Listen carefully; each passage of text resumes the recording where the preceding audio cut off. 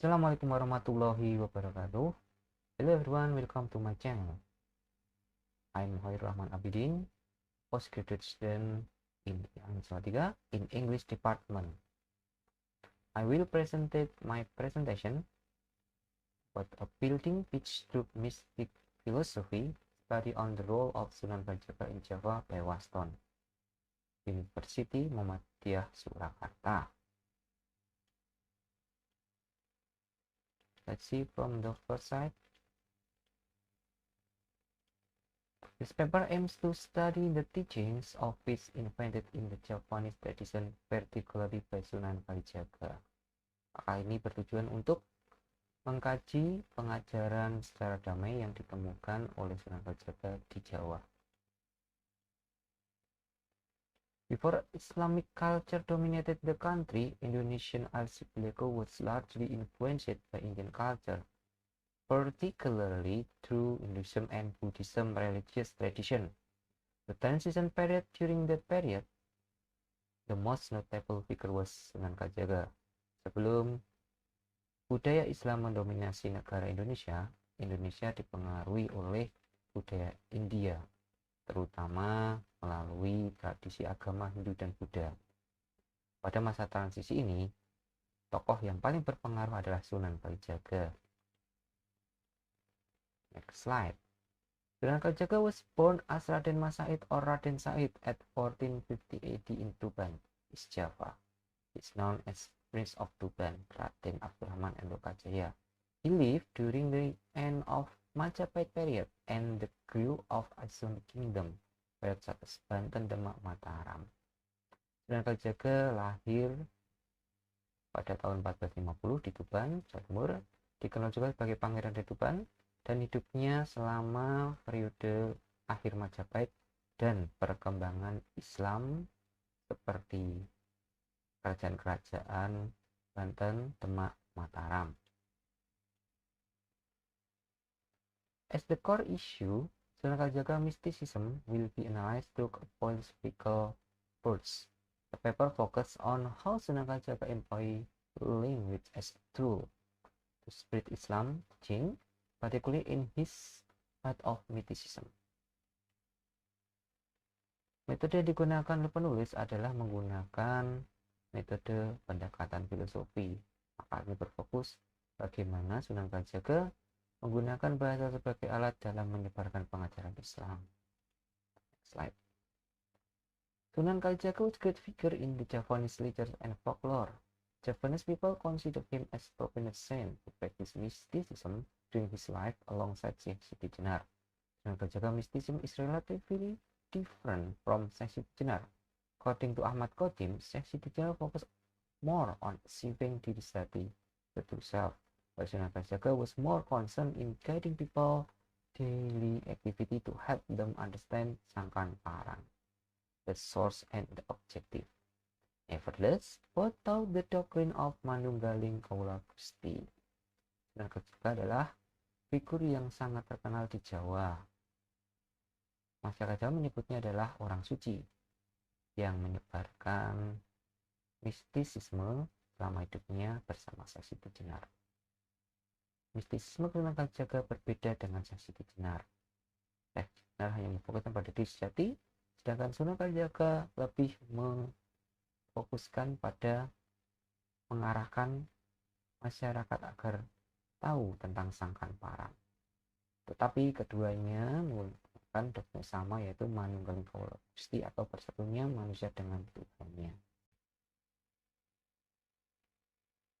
Next slide. The mystic philosophy.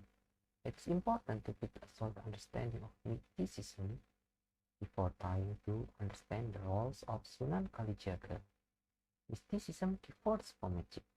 Thus, a clear distinction between mysticism and magic need to be made.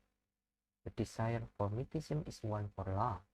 It is unification of will and emotion, namely love, with the ultimate object of love, God. Meanwhile, magic has the desire for knowledge. Pada bagian ini dijelaskan bahwa sangat penting dalam melakukan pemahaman tentang mistisisme. Sebelum mengerti tentang peranan Sunan Kalijaga, mistisisme berbeda dari sihir. Oleh karena itu, ada perbedaan yang sangat jelas antara mistisisme dan sihir. Tujuan dari mistisisme adalah untuk kasih sayang. Perwujudan dari keinginan dan emosi yang disebut dengan kasih sayang, yang objeknya adalah Tuhan. Sementara sihir hanya bertujuan untuk ilmu pengetahuan.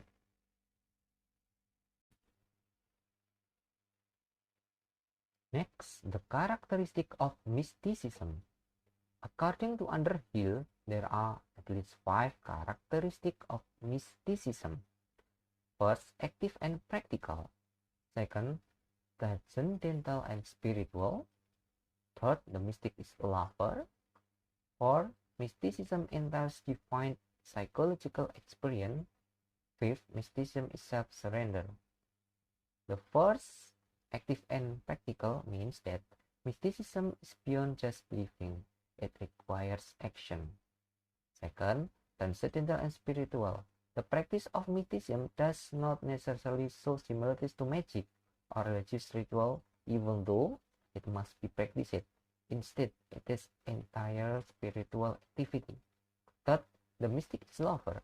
To be a mystic, someone needs to speak the language of love. It requires total dedication of the desire to be in love with the absolute. Fourth, mysticism entails definite psychological experience. It means mystic realize that there is something absolute and perfect. There is only a God. Fifth, mysticism is self-surrender, pure love, and never self-seeking. Mystics only want union with absolute. They do not want any joy, pleasure, or satisfaction, usually described as happen in many religions. Next slide, Sunan Kalijaga philosophical mysticism.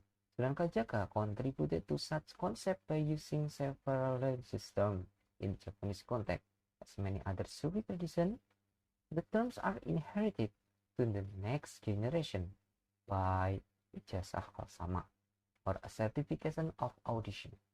The next scholars will then write those words in several classical books. The terms invented by Sunan Kalijaga had a strong significance in the Japanese Islam theology, which is very mystical. Filosofi mistisisme Sunan Kalijaga. Sunan Kalijaga banyak berkontribusi dengan beberapa konsep-konsep dengan konteks Jawa dan dijazahkan atau diteruskan ke generasi berikutnya,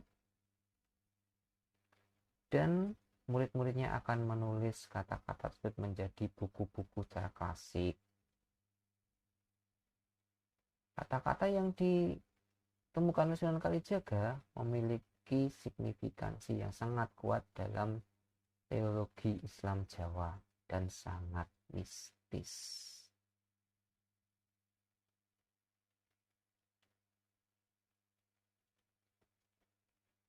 Next, Tarak Brata for meditation.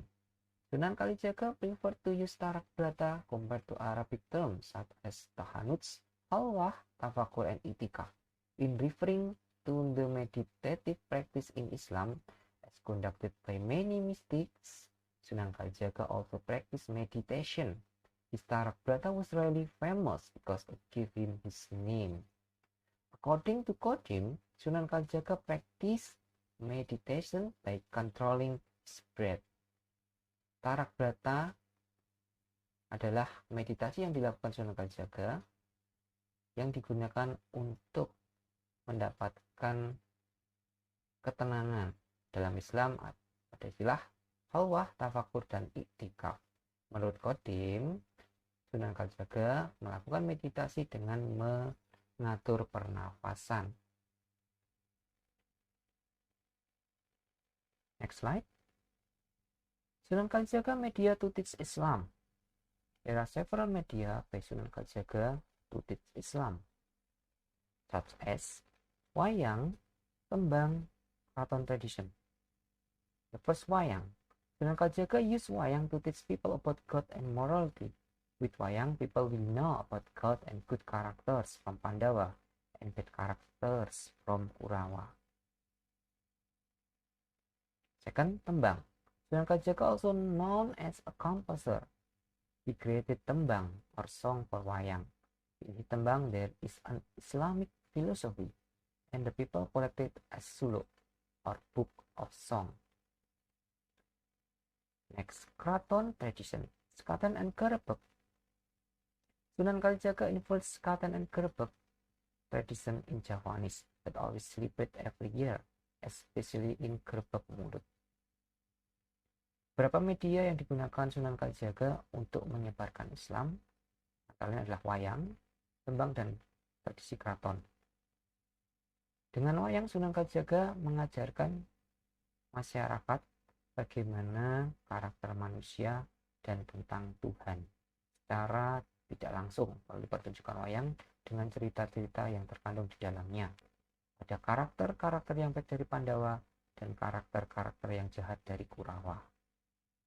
Dengan tembang, Sunan Kalijaga dapat memberikan ajaran-ajarannya melalui tembang yang berisi tentang filosofi Islam. Slide is conclusion. Through brilliant philosophical effort, particularly by implementing language scheme, Sunan Kalijaga was able to translate his experience of Islamic mysticism into Javanese concept, terms, and practices. He had similar mystical experience with other Muslim Sufi in the world, but he did not withdraw himself from social life. Sunan Kalijaga conducted meditation to receive enlightenment, but he also dedicated some time for the society afterward. Sunan Kalijaga used a peace way to spread Islam through wayang, tembang, and keraton tradition. He employed both Islamic tradition and previous Javanese culture to win the hearts of the people. Pada bagian kesimpulan, melalui usaha-usaha filosofikal secara brilian yang dilakukan Sunan Kalijaga dapat menggunakan bahasa sebagai media pengajaran Islam dan juga memiliki aliran yang sama dengan muslim-muslim sufi yang lain di dunia, tetapi dia tidak mengundurkan diri dari kehidupan sosial. Sunan Kalijaga juga melakukan meditasi untuk mendapatkan pencerahan, tetapi dia menggunakannya untuk kebaikan dari masyarakat. Sunan Kalijaga menggunakan beberapa media damai dalam menyebarkan Islam melalui wayang, tembang, dan keraton. Dia juga menggabungkan tradisi Islam dan budaya Jawa untuk memenangkan hati masyarakat. The last slide, comment. In my opinion, this article is suitable with English for Islamic studies because they are related with Islamic culture, spreading Islam and the way to teach Islam by Sunan Kalijaga in Java. And there are also many words in Arabic and Java which can translate with English which are related to Islamic studies. Here are some vocabularies that are related with English for Islamic studies. First, Asma'ul Husna, which means the beautiful names of Allah. Second, Tawhid, believe only Allah the One. Third, Zikir, say Allah name in prayer.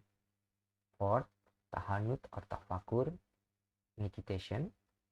Fifth, Sufi, a holy man who gives all life to Allah, doesn't think about the world. Well, I think that is my presentation,